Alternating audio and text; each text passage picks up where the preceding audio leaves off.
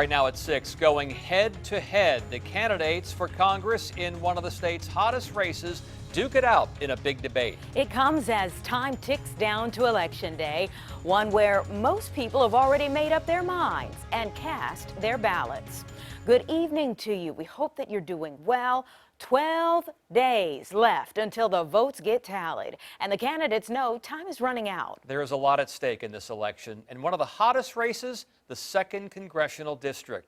And as we showed you last night, the incumbent Luria leads Republican challenger and former Congressman Scott Taylor in a CNU poll. Tonight, what the two had to say to each other. 10 on your side's Andy Fox was there for today's debate and leads us off. In the distance, Congresswoman Luria, she beat the man standing right there, Scott Taylor, 2 years ago. He's trying to win back his seat, Scott Taylor is. Luria saying, not so fast. Scott Taylor drew contrast that he brought back more money to the district serving on the House Appropriations Money Committee than she has. I brought over $290 million of projects to Hampton Roads. Think about the money market multiplier and that going through the economy.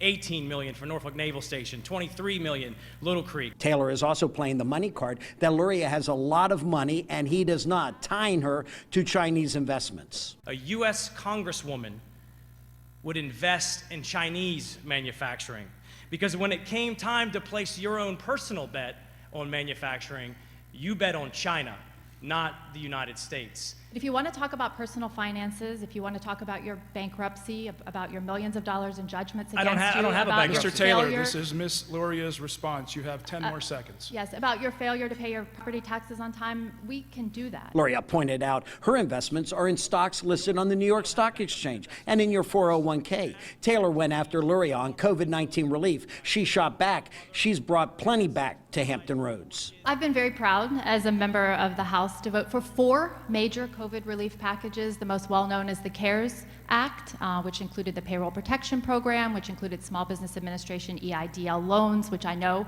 many businesses in our area have benefited from. Luria also voiced her support for union workers and voting to repeal Virginia's right-to-work law. Well, there are a couple things that she did that she definitely shouldn't talk about, which of course is repealing right to work.